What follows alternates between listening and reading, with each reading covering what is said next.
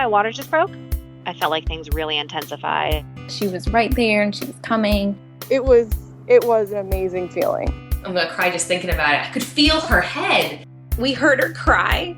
We were squeezing hands and she was screaming. I'm Bryn Hunt Palmer, and you're listening to The Birth Hour. This podcast is designed as a safe place to come together and share childbirth stories. Stick around and join us to hear informative and empowering birth journeys from all over the world. Today's episode is sponsored by Oath Care, a welcoming community to connect with fellow moms, find judgment-free support, and get personalized expert advice from pediatricians, marriage and family therapists, lactation and sleep consultants, pelvic floor therapists, and more. Download the free-to-use Oath Care app from oathcare.com or in the App Store or Google Play. At the end of this episode, I talk with Christine all about what she loves about the Oath Care app. Before we get to today's birth story, I want to talk a little bit about our online childbirth course. It's called Know Your Options, and this is the course you've been looking for if you just have that gut feeling that you know you should be taking a childbirth course, but maybe the one that's being offered to you by your care provider is not exactly what you're looking for. It might be more catered towards the type of birth they want you to have versus making you informed of all your different options and how to address different things that happen in birth, because as this podcast has shown us, birth is very unpredictable. So we would love to have you check out our 12-module course. You can go to thebirthhour.com/course to see detailed outlines of what is included in the course. You will also get a bonus course called Beyond the First Latch that is an additional 6 modules all about pumping, feeding your baby, going back to paid work if that's part of your plan. And we have a special coupon code for you. It's 100OFF for $100 off enrollment. Again, that's thebirthhour.com/course.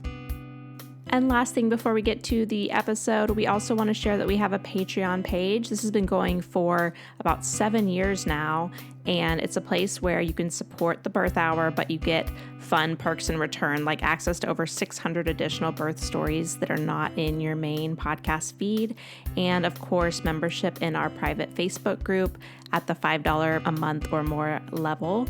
This is the best place on the internet. You hear people talk about it a lot on the podcast. It's a great place to get support, find friendship, get questions answered, and connect over our love of birth stories. So check that out at patreon.com/birthhour. Today's birth story guest is Alyssa, and she's going to be sharing a home birth, which was a surprise footling breech. So it's a bit of a wild story, but it's a really great one. All right, let's hear from Alyssa. Hi, Alyssa. Welcome to the Birth Hour. Thank you so much for being here today. Thank you. I'm excited to be here too. Great. Well, I'm excited to hear your story, but before we get to that, can you tell listeners a little bit about you and your family? So it's me and my husband, Cole. We are 25 and 26 years old. We got married in 2020 during the height of COVID, of course. And then we just had our little baby boy, our first son, in October of 2022. He was actually born on a really neat day. It was 10/10 of 22. So aside from the date, it was also a full moon. So we'll get into that later. I just think that's really neat. Oh, and a very unique birth. Yes. Spoiler alert. Very cool. Mm-hmm. So, we just live out in the country. We live in the Quad Cities. It's an area between Illinois and Iowa. We're kind of like right on the border. So. All right. Well, let's go ahead and hear about finding out you were pregnant and how your pregnancy went. Yeah, so it was actually an unexpected pregnancy. We were to the point in our relationship that we were okay with getting pregnant, but we weren't exactly planning for it. I found out I was pregnant in January, and then we kept it a secret, of course, for a couple weeks until we were a little more sure that it was going to stick. We first told my parents. It was actually their wedding anniversary, and I just remember writing on the little card, what do you get somebody that already has everything? So we said a grandbaby. I don't think we knew the gender at the time. So that's how we shared that with the family. And of course, we made a little social media post. I'm really into gardening. And at that time, I think we were starting seeds. And I just kind of added some text to the picture and said something about, we're growing more than just seeds this spring. So, and then I kind of had in the mind before we found out we were pregnant that I wanted to do a home birth or something a little more natural, just unmedicated. And I reached out to a couple of friends who I knew who had home births. and was like, hey, can you just send me, any advice or information or just any people that you would recommend talking to about this subject? So they did. And of course, this podcast was one of them, and a couple other books and podcasts that I can mention at the end. So I just kind of started looking into that. And then I found a couple midwives in our area. And I feel like at this time, it was probably pretty early in my pregnancy, but with it being my first, I was just so excited and I wanted to do everything, the best I could.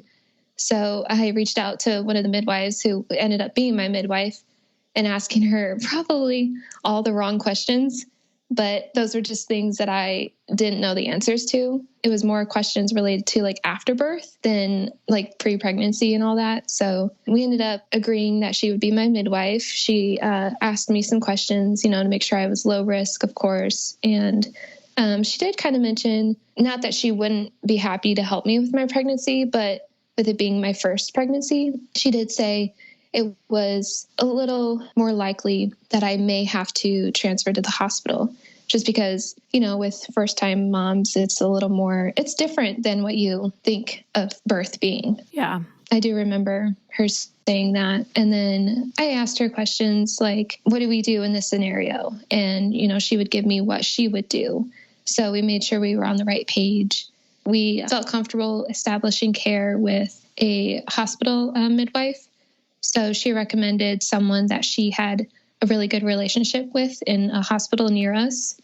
And so I think it was around 20 weeks. We went in there and did our 20-week ultrasound and established care with a nurse midwife there. So we felt better about, having a backup plan just in case we needed to transfer. That way we had developed somewhat of a relationship with someone. But then, just in the first trimester, had the normal morning sickness. Everyone kept telling me, you just got to eat a little bit in the morning, before you even get out of bed. And that did help, just eating some crackers or a little bit of protein somehow. And then during the first trimester, I also have my own meal prep business. And we were in the process of opening a restaurant. It was just a small cafe. We had decided the fall before I found out that I was pregnant that we wanted to open our kitchen up to the public. So we were just going to serve, soup, sandwiches, smoothies, simple things. And we'd already started the construction on that. So we continued to do that. And I decided to close it after 3 months just because the meal prep business was doing really well. And I didn't want to lose sight of that.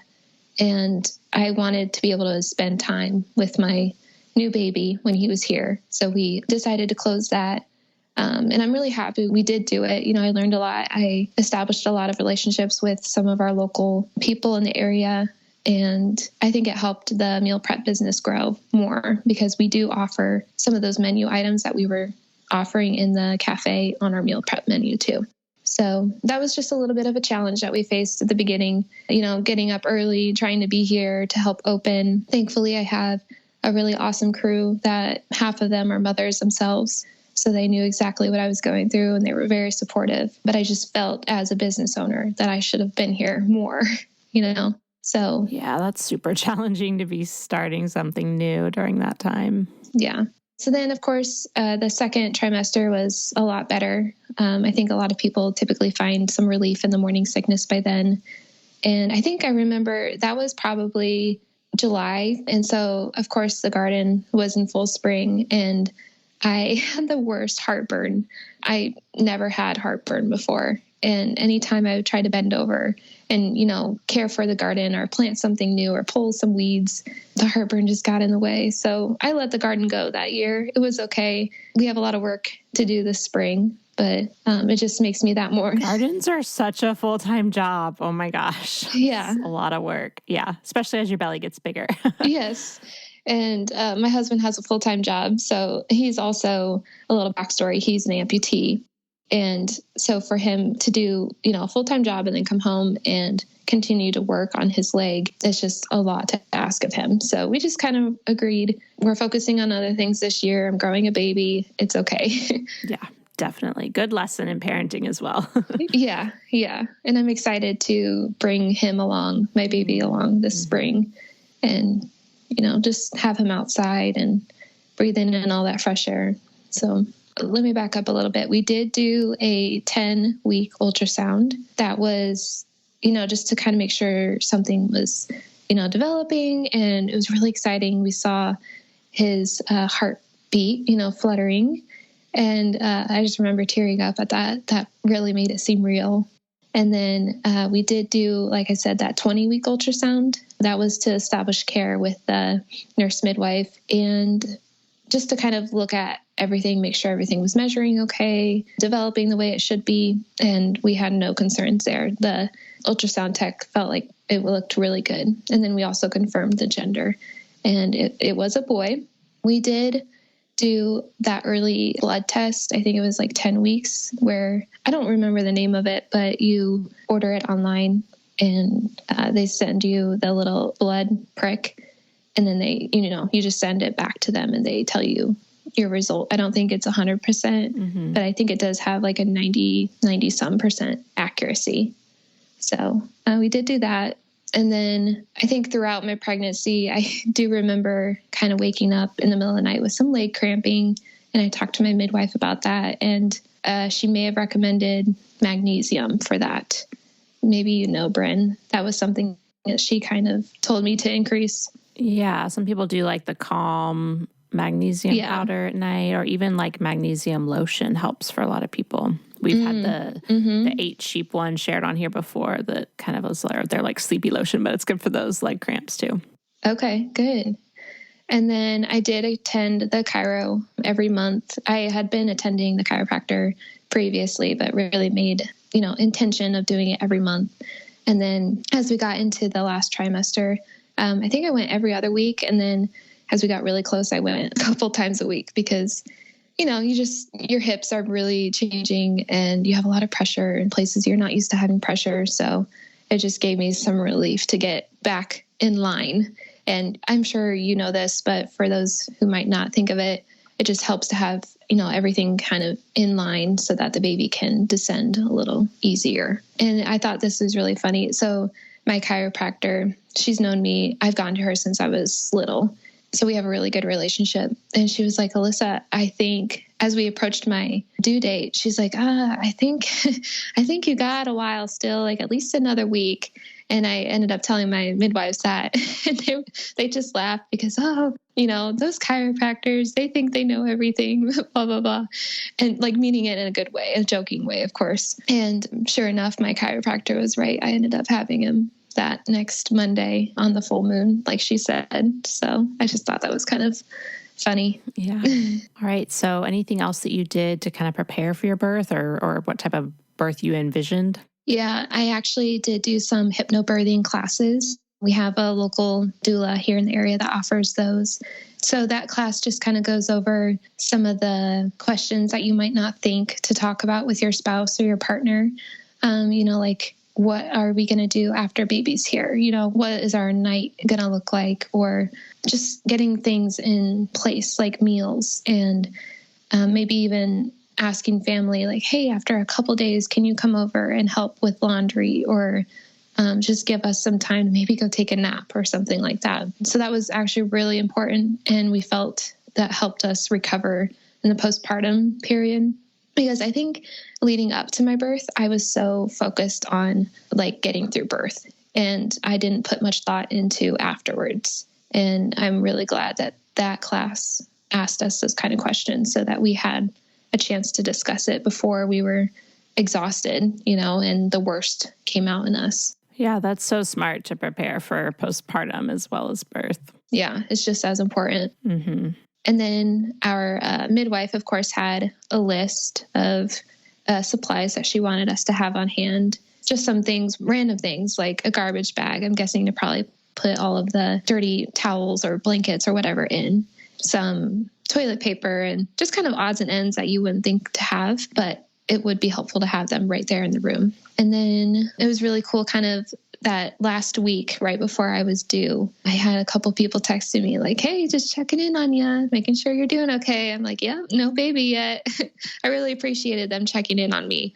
But after a while, everyone started to check in on me, and I'm like, yep, I'll let you know. I know they're just excited for me. Yeah, they have that website that you can send people to that's like, isthebabyhereyet.com or something. And you click on it and it's just like, nope. Yeah. I don't think I heard about that yet. That's cool.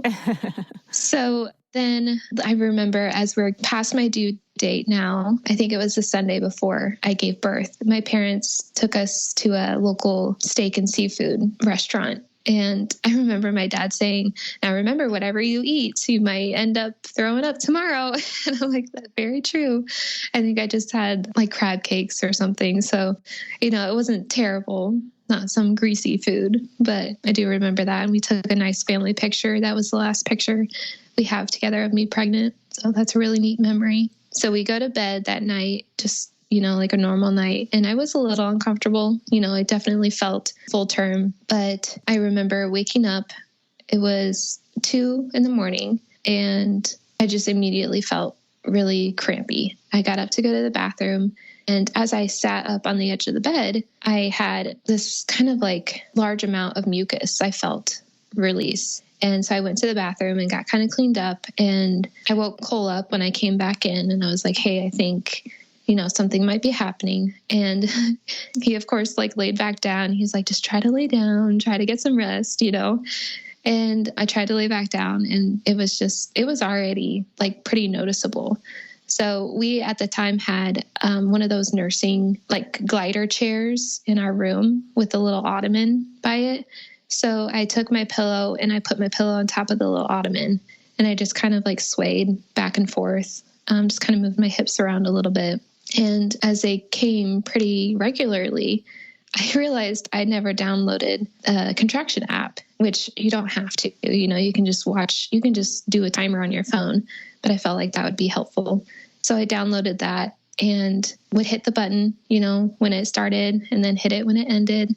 And I started to notice that they were, I think, like 5 minutes apart, and they were lasting like 30 seconds. And so I felt like that was, pretty regular. And I just text my doula, and she's like, do you think it's the real thing? And I was like, I don't know. I think you should come because I could really use your support. Cole, it's his first baby. He didn't really know.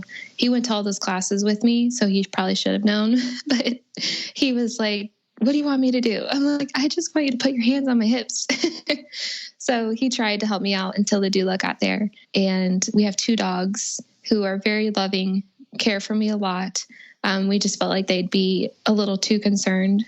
So we had Cole text my mom. My mom came and picked up the dogs. And of course, she's like, oh, our first grandbaby, she's so excited. And I'm sure it killed her to have to go back home and not be there with me. But I just felt the less people there, honestly, the better for me. That's just how I felt. So she came and picked up the dogs, and my doula, she's an hour away. So she said, okay, I'm going to start working my way there. And she had, at the time, a little girl. I think she was about a year old, and she was still nursing. So she was, I'm sure, trying to figure out how to, make that work with her too. So she arrives, and immediately she just started doing, little tricks to help me. She actually handed me a little comb, and she just had me put it in my hand. She's like, just try squeezing this a little bit when you feel a contraction. She's like, the bristles on the comb might kind of help to distract you. So I did that, and she had me put my arms around Cole's neck, and I just kind of leaned onto him, and she would squeeze my hips. And of course, we went around the room and tried different positions. I'd lean over the bed. She was really good about reminding me to go to the bathroom, try to move the urine to make room for the baby. And eventually I remember her saying, I can kind of see the baby on the left side of your back. And I was like, that is crazy. I think it was probably just the way my hips were displaying. Of course, she can't see like a physical outline of the baby, but I just thought that was crazy. I think a couple hours had passed. So I started feeling the contractions at 2. She got there around 4, and probably around 5 or 6, I went in and took a shower. And I remember in the shower, for whatever reason, for me, I had my eyes closed through a lot of my contractions. I would just open them briefly to kind of look around and see, where I was, what I was doing. And in the shower, I needed to hold on to Cole. In the shower that we had at the time, we have since put in another bathroom. But at the time, it was one of those tubs that have like a sliding door. And so the opening's not exactly the biggest. And so he like stood in the doorway and I hung on him while the warm water just kind of ran over me. And Danielle, my doula, was asking, do you feel that it's changing, like in intensity? And at the time, no, I didn't think it had changed. But, I had been in labor for a couple hours and it probably did. And so as I got out of the shower, they helped dry me off. And I think my water broke at that time.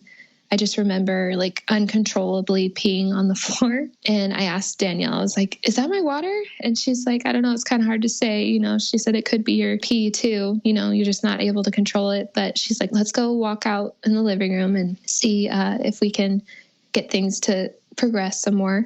And I think actually before I got into the shower, we kind of stood by the front door. And I remember thinking during all these contractions, I just kept looking out the window, like hoping to see daylight, because that was, to me, a cue that time was moving and that we were getting closer to seeing the baby.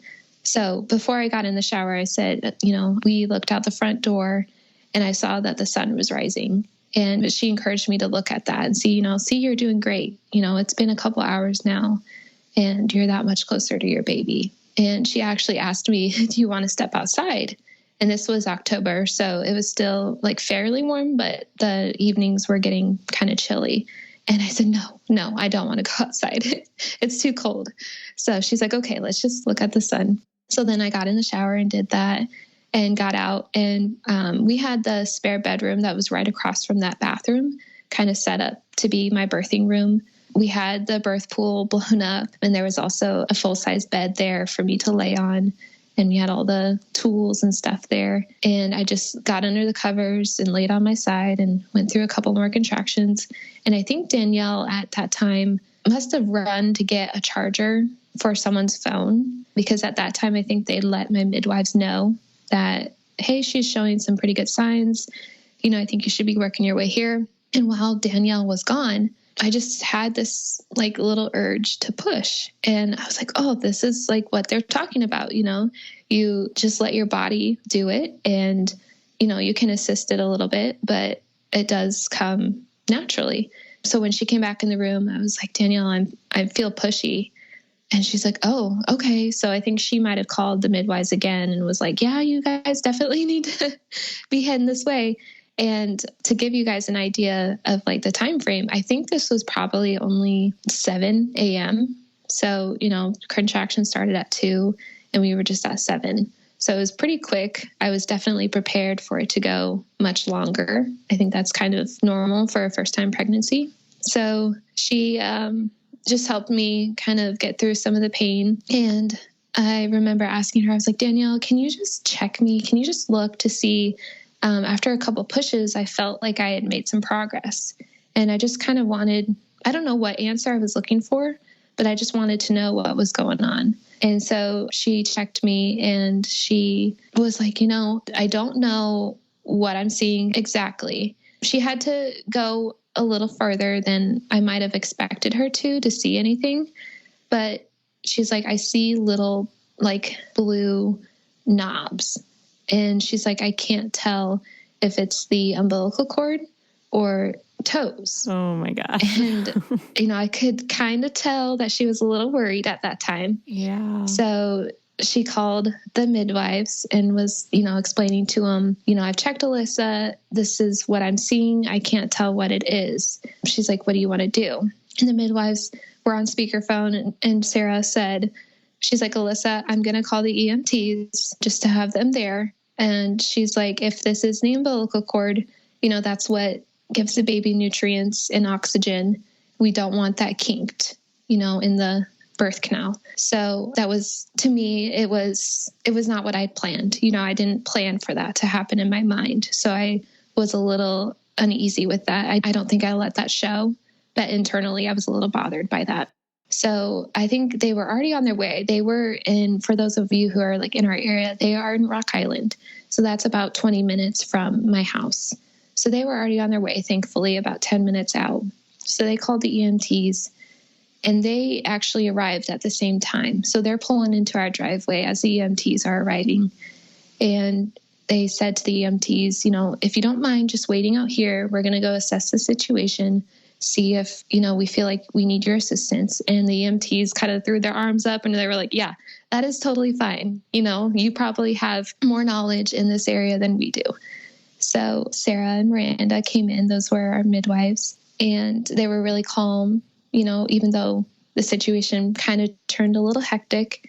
They set their bags down, and Sarah actually had another midwife on FaceTime. And turns out I never thought to ask Sarah, will you still assist me in my birth if I have a breech baby? That never happened. And of course, throughout my pregnancy, I first started going to her house for regular checkups. And then in our last trimester, they started coming to my house, and they would do all the fetoscope, and they would feel baby and make sure he was in the right position and everything. And he was fine. Just, I guess, in the last week, between the last checkup and when I gave birth, he must have flipped.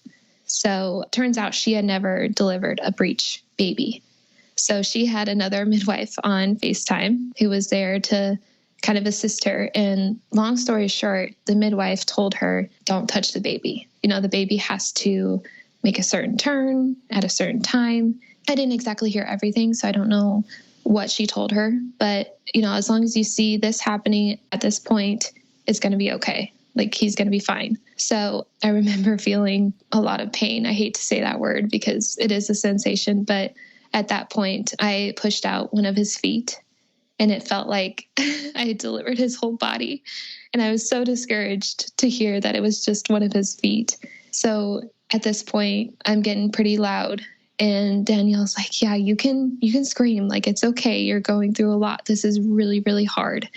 And I think I remember saying, Danielle, I can't do this. And she's like, you are, you can do this. You're doing it. You're so close. And I think Cole had kind of disappeared at one point because I think he might have been a little worried. Not disappeared, but he was just out of my sight. I couldn't see him.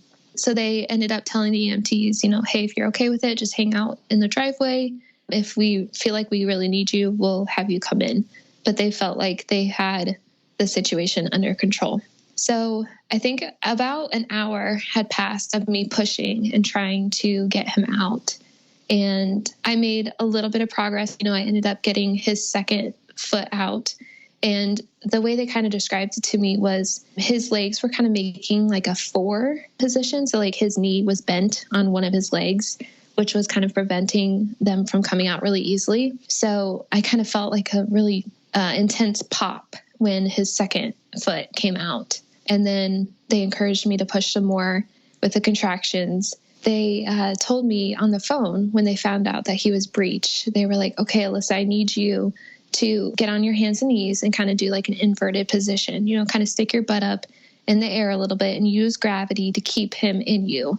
And then, of course, she said, and try not to push. I was like, okay, I'll try not to push, but it's coming naturally. So when they get there, they kind of tell me, okay, you can, put your bottom down and just relax now. We're here. We feel like you can continue to push. So I think making that adjustment in my position definitely helped to bring him down some more. And I mean, during that time, I felt that intense amount of pressure in my back. And of course, everyone has this concern of like pooping during childbirth. I do remember saying, I just feel like I have to take a big poop. And they're like, it's okay, Alyssa, like you're fine. It happens all the time. You just focus on getting this baby out. And so yeah, I ended up getting him out, and she had tried to encourage me to push longer and harder. She said, you're kind of running away from it. You're pushing, but not long enough and not hard enough. So after I learned that, like what that feels like and how to actually really push, then he came out.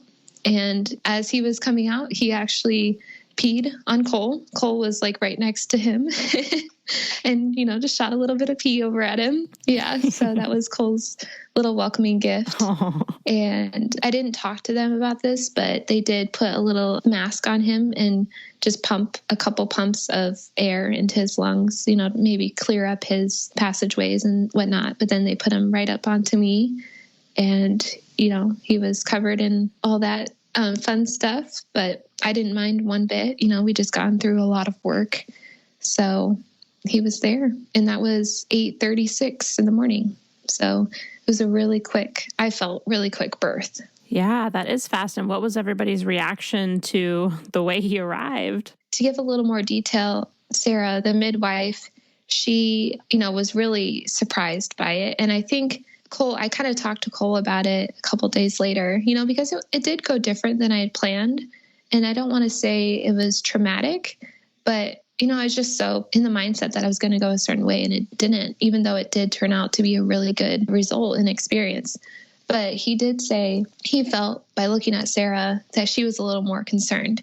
Whereas Miranda, she was the assistant, she was just a lot more relaxed, like, it's going to be okay, But that probably goes to say, Sarah was the midwife. She had a little more responsibility and liability on her for it to turn out okay.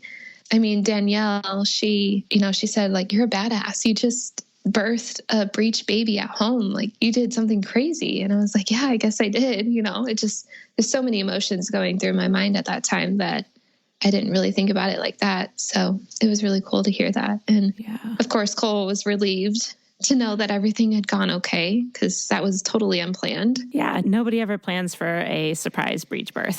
That's for sure. No, yeah. But how amazing to have people caring for you that knew what to do and made you feel safe, and everything worked out. Yeah.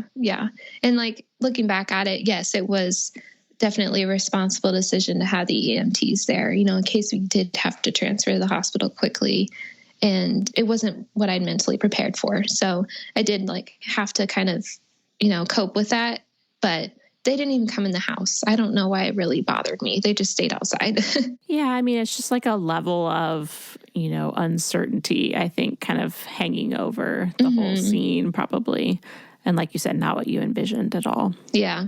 So they just let me have that, hour, me and him, which I had heard about. I knew that they were going to let me do that. But for whatever reason, I tried to hand them back to them. And they're like, okay, are you, do you want to do your test? Do you want to do all your things? And they're like, no, you just hang out. Let's get you comfortable and get him cleaned up a little bit. They just kind of used the towel to wipe off his face so I could kind of see him. And they left the cord attached for, I don't know, a good 10 minutes or so. Cole got to clip the cord, and then my placenta came out pretty quickly after that. It was a huge relief to have that out. I didn't realize that I would still feel not pain, just some crampy discomfort with that still in me. So that was nice to get that out. And I had really minimal bleeding. I think while we did skin to skin, I don't even know what they did during that time. I was just so involved with my baby. But then after about an hour, I put him right on the foot of the bed, and they weighed him and did all the EPGAR scores, and Cole got to hold him. And I think I got up and I went to the bathroom and just kind of cleaned myself up, combed my hair, brushed my teeth. And Sarah, the midwife, made sure that my bleeding was, in control, and I wasn't experiencing any crazy amount of pain.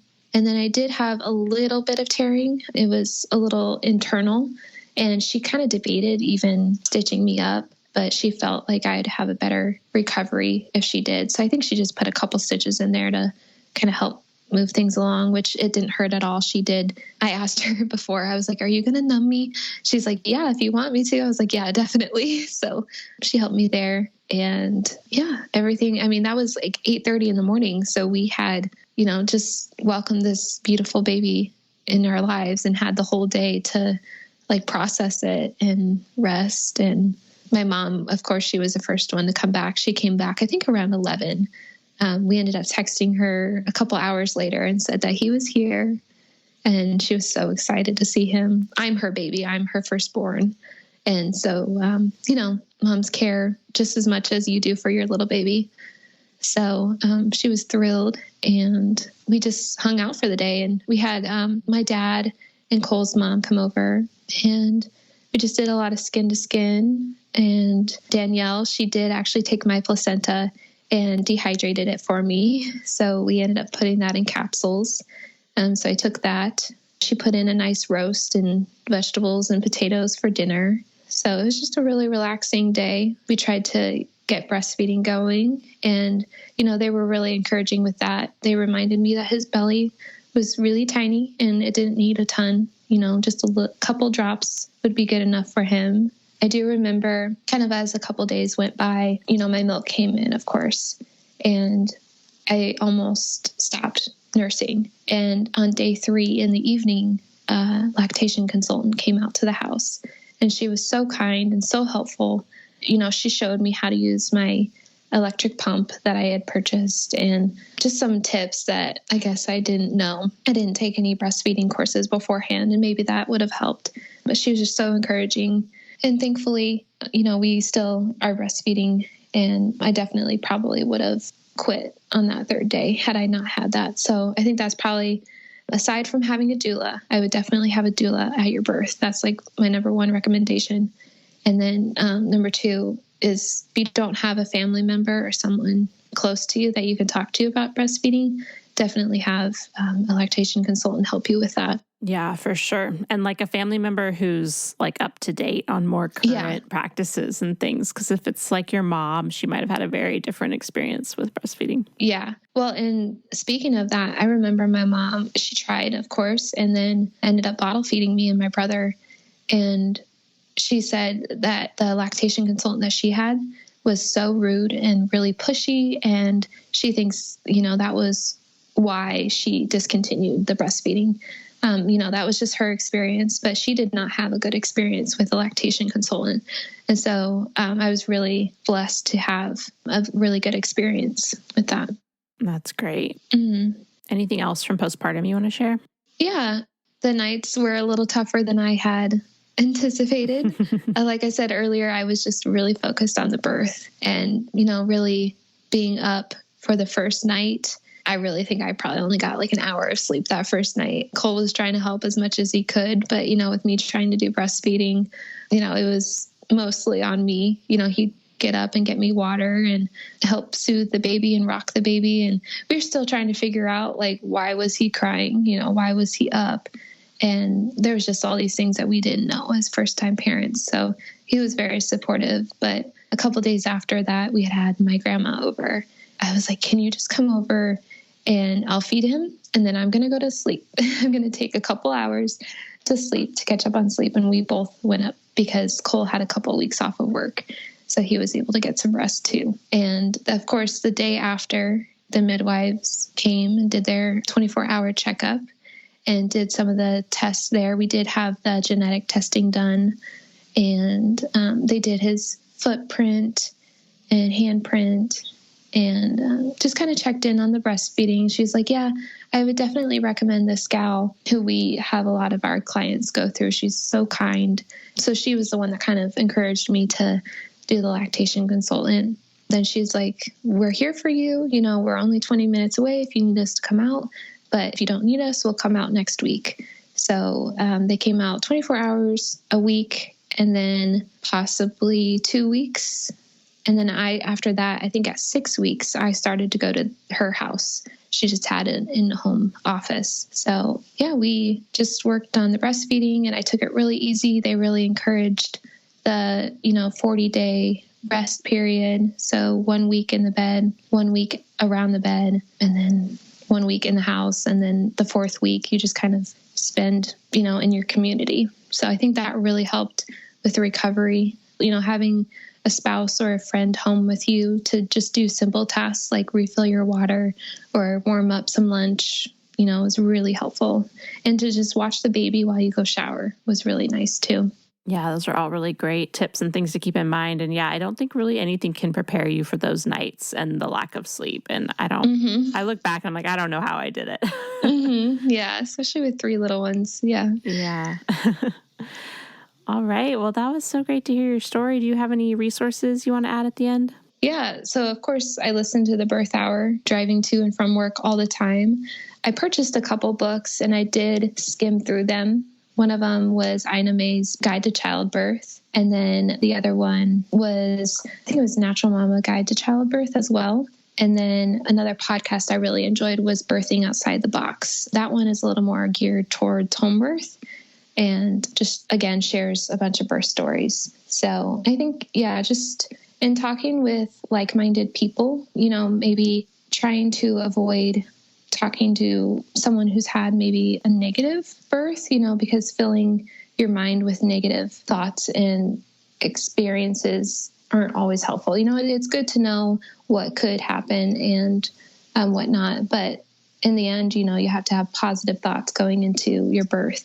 So just talking to people who have good, encouraging thoughts for you is really good. Yeah, definitely. Well, thanks for sharing those resources. There's a couple new to me ones there, and we'll link to everything from the show notes. Do you want to share where people can connect with you? Yeah. So I'm on Instagram, Alyssa Peterson, and it's SON.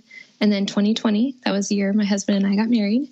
And then I did mention my meal prep business. It's called Healthy, 2 Wholesome. And that's on Instagram too.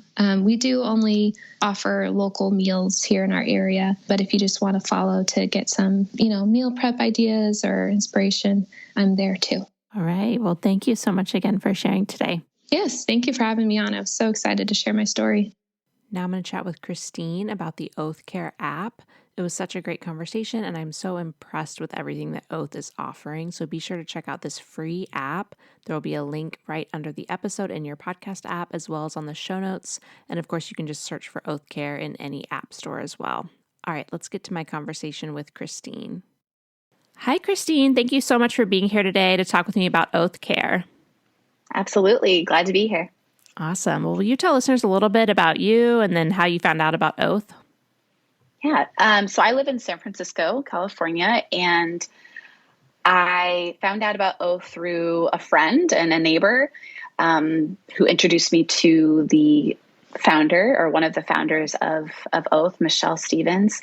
And I was able to utilize Oath through the birth of both of my children, my son, who is 2 years old and 3 months, and then my daughter, who is 9 months.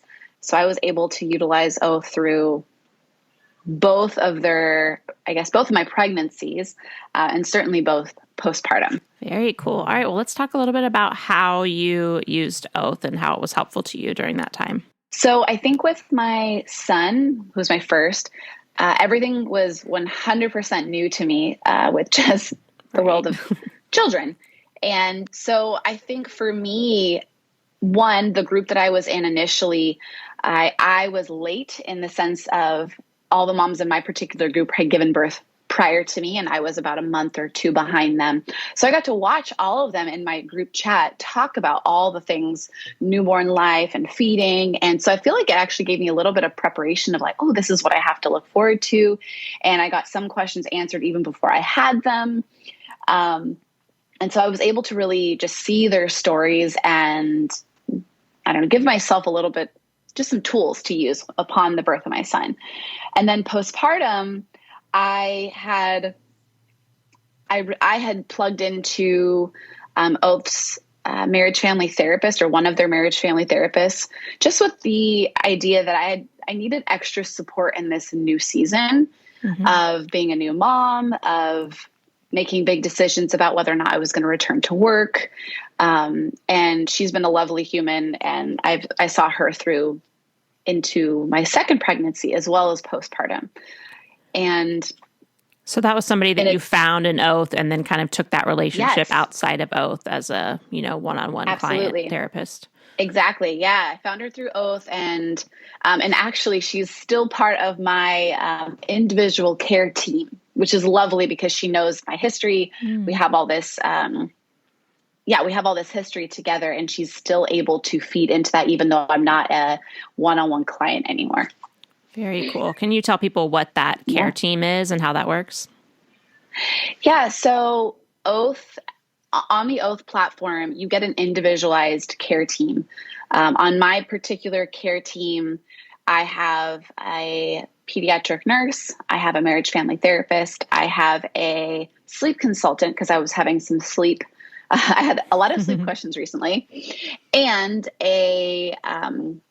not sure exactly how they call it, but basically a mom who's part of Oath who can kind of act as my champion to make sure I get my questions answered and I get plugged into the right people. So that's my individualized care team. And then in addition to that, parent guides. Yes, thank you. Parent guides. So she's my parent guide. And then in addition to that, they have their communities, which is sort of a separate, it's on the same platform, but it's a separate kind of thread in which you can plug into. If you have a toddler, it's all the moms who have toddler questions, or if you have your postpartum and you have an infant, you can ask all of your infant questions. And so I'm part of both of those because I have both of those.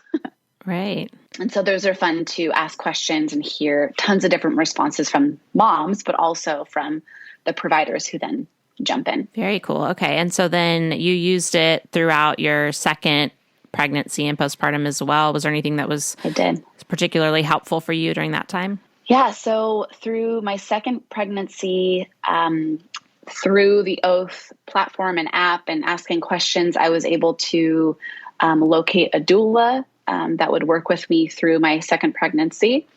And in addition, I had wanted to approach my pregnancy a little bit more comprehensively the second time around, having learned from the first. Mm-hmm. And so I also worked with an acupuncturist who I was able to ask about through Oath, as well as a physical therapist, and I think a couple other providers. And so that was really helpful to allow me to have a very smooth pregnancy throughout.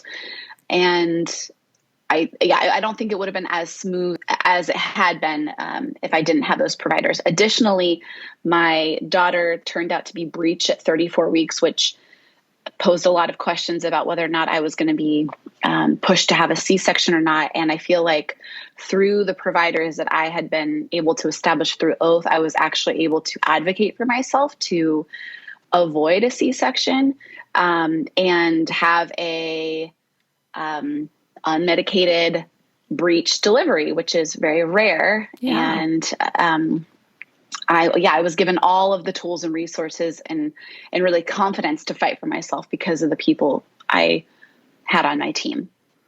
That's amazing. It's like a super specific and vetted like Yelp for birth. Yes. It seems like that's the way you used it the most. That's really cool. Yeah. Yeah. All right. And then now that you have, a little bit older of a baby and a toddler, yes. How are you still tapping into Oath? Yeah, absolutely. So right now, like I mentioned, I am tapping into it in regards to sleep. Sleep seems to be the big issue right now for our 9-month-old and then our 2-year-old as well. So I think I posed a question on the community board of all places about sleep. And one of the sleep consultants popped on there in my actual individual thread and said, "Hey, I'm going to add myself to your team because it looks like you might need some extra help." And I was like, "Oh, this is amazing."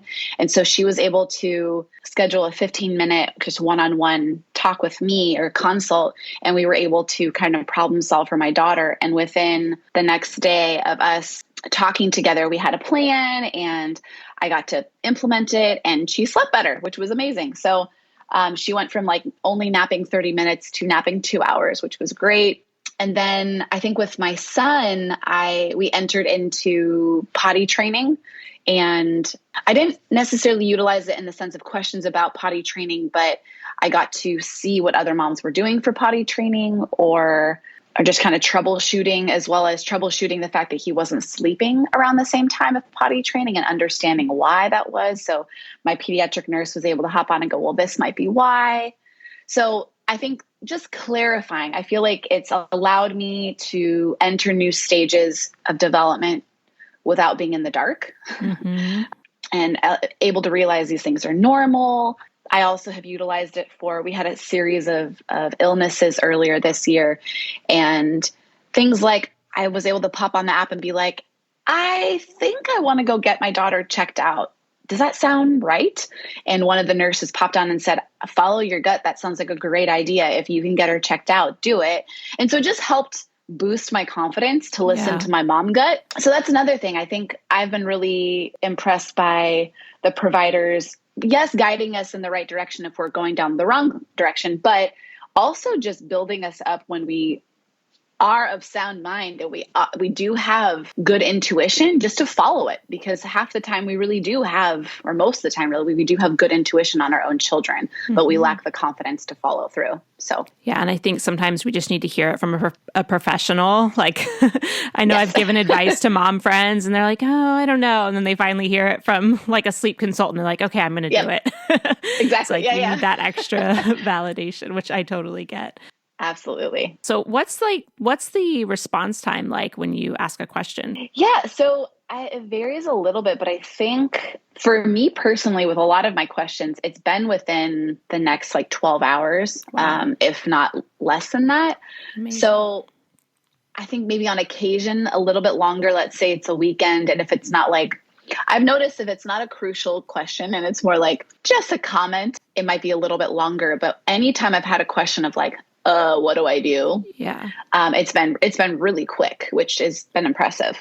And I think that's also where the communities can even play a role in being faster than that, because now you have a bunch of different moms, probably up at all hours, able to kind of pop on and go, oh my gosh, that's exactly what I'm going through. And this is what I'm doing. So I think you have very good responsiveness overall. Yeah, that's awesome. And it's just totally free to use? For me thus far, in the very beginning, there was a small fee, but it felt very reasonable. And then I think since, mid last year, they've kind of revamped the app and then revamped what they're doing. And it's been free thus far. So for the first 500 users, it was free. And so I remember messaging a bunch of my mom friends being like, take advantage, because this is amazing. Like this is, even if you have to pay for it, it's amazing, but right. Yeah. It free, sounds too good to be true. Yeah. Right. Excellent. Yeah. I think the fact that they're just trying to prove, right. They're trying to prove to moms, to the existing healthcare, that this is a need and it's really valued. And so I think, I don't know when they're going to start charging, but I'm going to continue 100% no matter what. Well, thank you so much for your time and sharing today. It was really great to hear about it from a user perspective. Yeah. Thank you so much for having me. It's been a real gift over the last couple of years, I think in particular in COVID, but also just moving forward, to have people who see you and want to walk alongside you through what can be a really challenging, but also wonderful time. Yeah, amazing. And I think that COVID has really opened us up to finding that support virtually and it being so valuable that way as well. Absolutely. Yeah, absolutely. All right. Well, thanks again. You're welcome. Thank you so much again to Alyssa for sharing her birth story with us, and to Oath Care for sponsoring this episode. Be sure to check out the Oath Care app by just searching for it in your App Store or Google Play. And if you want more information from today's episode, you can head over to thebirthhour.com and search for Alyssa's name in the search bar to find her show notes page. Thanks so much for listening. If you enjoyed today's show, head to thebirthhour.com and click Become a Member to pledge your support. And as a thank you, you'll get an invitation to join our private Facebook group and access to exclusive episodes. Your vote of confidence and support means the world to me.